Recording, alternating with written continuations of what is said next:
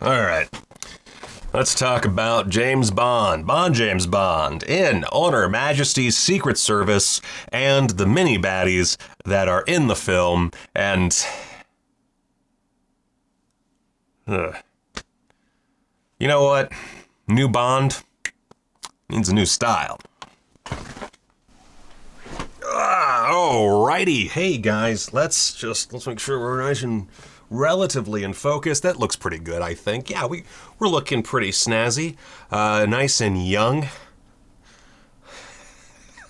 I just watched a video from 4 years ago, one of the reviews I did, and all my reviews from back then are awful, but I looked great, and now I'm just a haggard old man.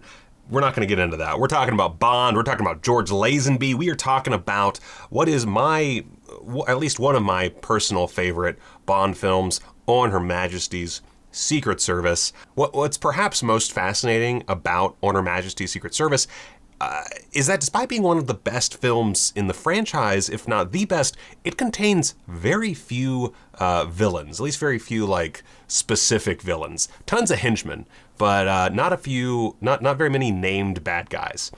In fact, I'm going to be straight with you. This list is padded by 3 whole baddies, whom I easily could just taken. I could have taken a few of them, just folded them into the henchman category, or gotten rid of them altogether. No one would have said a thing. But I am hopelessly dumb when it comes to this list methodology that I have here. And no, Bond's outfits will not be counted as a villain here, although they should be. Fucking a lot of frills, and a lot of nip and frills. This never happened to the other fella. Anywho, you know the movie, you know the plot, and if you don't, pause this review, go watch the movie, get on that shit, 'cause spoilers ahoy, we doing this thing. Oh, and if you don't know how this rating system works for these videos, we're ranking the bad guys out of 5 on various categories. You'll see them. Go watch one of the previous videos. The You Only Live Twice one we just did. Mwah, chef's kiss. Great video. Go watch that one and then come back, okay? Okay. Number 10, Gabriel Gumbald. Gumbald just barely makes it on the list. His only role is in fostering a communication between Blofeld and Sir Hilary Bray, whose identity Bond eventually takes on in order to infiltrate Blofeld's operation.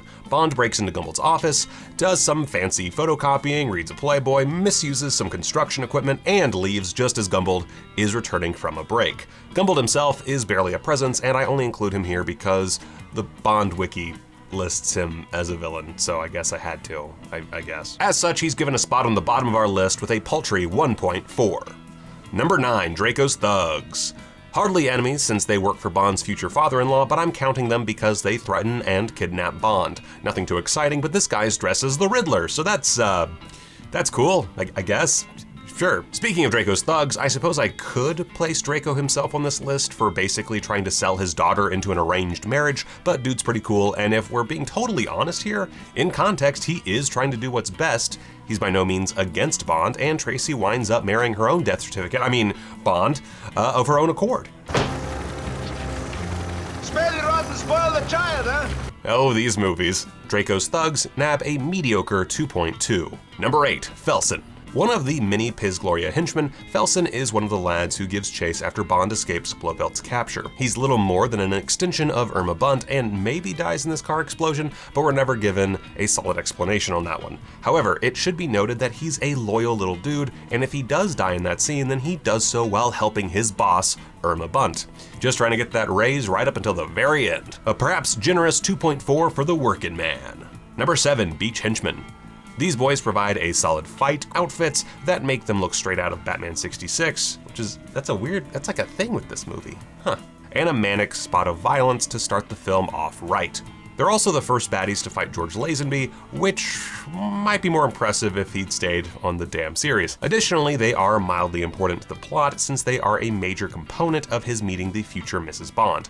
As to why they're here, I can never actually remember if the movie says this directly, but basically they're collecting a debt because Tracy has serious gambling debts, and they're debt collectors apparently, very murderous debt collectors, and yeah, it's actually kind of lame when you put it out there like that. These Beach Boys nab a 2.6. Number 6, Tracy's Bodyguard. Nice color-blocked look, big dude, fun, fairly brutal fight once you get past the sped-up footage. I love that he has an early version of Whisper's gimmick, only saying, and you know what? He's doing the right thing and looking after his boss's daughter. Give this guy a raise. 2.6 for another working man on this list. Number 5, Braun. The other named hench who accompanies Bundt on her Bond hunt, Braun gets a slight lead over Felsen because of those rockin' sideburns and a fun fight with Bond in a room filled with, I guess, sleigh bells? Friendly reminder that this is a Christmas movie. Anyway, I just appreciate that he looks like a character from Lupin III. Braun also gets a 3, but his sideburns get a 4. Speaking of which, number 4, Piz Gloria Spectre Henchmen. In a slight step up from You Only Live Twice, we get great outfits and a whole lot more to do than just walk around and die by ninja. They also take part in the first ski chase in the franchise. Most importantly, Bond gets quite a few mano-a-mano fights against these guys, including a quick scrap with this reception hench and a lovely brawl at the end of the ski chase where Bond tosses this poor sap off a freaking cliff. Oh, and how about this poor guy?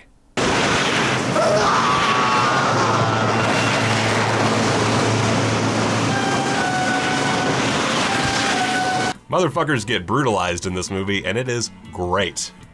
By the way, I actually could have probably put a few of these guys in their own separate categories, but there was just a point where we had all these nameless dudes getting knocked off, and it's like, they're just really good henchmen. And I'm not gonna take away from the henchmen like that. So I'm gonna put all these guys in the same lump together, partly because I know you don't care. Moving on, 3.2 for another great batch of Spectre Henchmen. Number 3, Grunter. This big galook is, I guess, Irma Bundt's main henchman. It's kinda hard to tell what the hierarchy is in this place, but he's the one who's most often around to do her bidding. He also gets a great spiky death thanks to Tracy, so we'll give some bonus points to style for that one. Dude mostly just stands around looking dumber than a sack of bricks, but you know what? He's a loyal hench, and that's gotta be a hard thing to find in a world where Bond and associates are just running around killing these hardworking folks all willy-nilly. His fight scenes have a beefy stiffness that works really well, and while he's not terribly memorable, he gets the job done. Until a small, spoiled rich girl impales him on wall art. Anyway.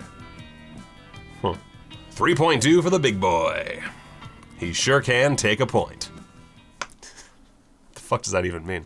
Number 2, Irma Bundt. While You Only Live Twice has its own version of Thunderball's Fiona Volpe, On Her Majesty's brings back the Rosa Klebb archetype with Irma Bundt, a woman as cold as the Swiss Alps around her. Not ground, ice. As played by Ilse Steppat in her only English language role, Irma Bundt is a domineering matriarch who makes sure that Piz Gloria runs smoothly and no pesky secret agents bone zone all of her girls. Additionally, Bundt is the gunwoman behind the franchise's most tragic moment, but we'll get to that in our next spot. Beyond that notable triumph, she's also one of the only prominent Bond villains to escape the franchise unscathed. Although this is partly due to Steppat dying just 4 days after On Her Majesty's was released. Even so, she survives the film and wreaks absolute hell on Bond, and for that, she sits at number 2 with a damn fine 4.2. At number 1, again, it has to be the guy, like who else is gonna fucking be in this spot? I guess we'll find out next time.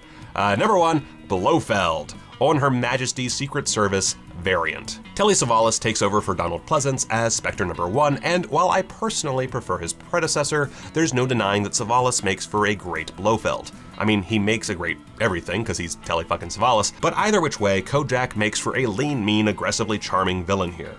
His grand plan of world domination is based around the elimination of allergies, including, vegetarianism, I think? Or inability to eat meat? This movie's wacky as all hell, man. Anyway, in addition to creating a hypnosis machine that stops allergies, he's also taking the name Count Balthazar de Blochamp Balthazar, Count de Blochamp. and bringing in Sir Hilary Bray so that the College of Arms will officially recognize his lineage. And he's planning to use his brainwashed hotties to threaten the world's agriculture and blackmail the governments into granting him amnesty and a heaping load of cash. You can really tell that they're sticking with the book on this one. Savalas's biggest flaw really is that he's such a departure from the Blofeld we already know, and frankly is a less creative take on the character. That said, if we divorce him from the previous incarnation and take him as a standalone villain, he's actually a near-perfect Bond villain. He's a physical match for 007, he has a silly but ornate and perhaps even admirably complex plan, I may yet surprise you. and not only does he engage in several awesome altercations with Bond, he also does the unthinkable. He beats Bond. Yeah, sure, his plan is sunk and he winds up with a broken neck, but he also is directly responsible for the death of Tracy Bond, a murder that will stay with the franchise until 2006's Big Blonde reboot. It's also easily the most devastating moment of the franchise and the one really truly heartbreaking finale. There's no hurry, you see. We have all the time in the world. He leaves Bond broken and crying on the side of the road, racing off to switch bodies with Charles Gray after Irma Bundt has blasted a hole in poor Tracy's skull. He proves that not only can Bond cry, but so can his fans. On Her Majesty's Blofeld may not be as instantly recognizable as You Only Live Twice's version, but there's no denying that he's one of Bond's absolute greatest nemeses. As such, he just barely eludes perfection with a 4.6. Who loves you, baby? And that's it. That is our big list of On Her Majesty's Secret Service villains. I think, let's see, we did this one pretty fast. Part of that's the small number of villains, I suppose, but yeah. Let me know what you thought of the list, if I made a mistake, if I was an idiot and I put the wrong person in the wrong spot, or you disagree with my ratings or whatever, I don't care. Let me know in the comments below who your favorite villains are in this movie or in this franchise, and yeah. That's it. We're done here. Go home. Follow me on the evil social media sites where I will slowly brainwash you into committing agricultural terrorism. And of course, be sure to check out my Patreon and my merch. Give me money. I love money. I'm like Blofeld in that regard. I love money. So yeah. Go watch a movie. Fam.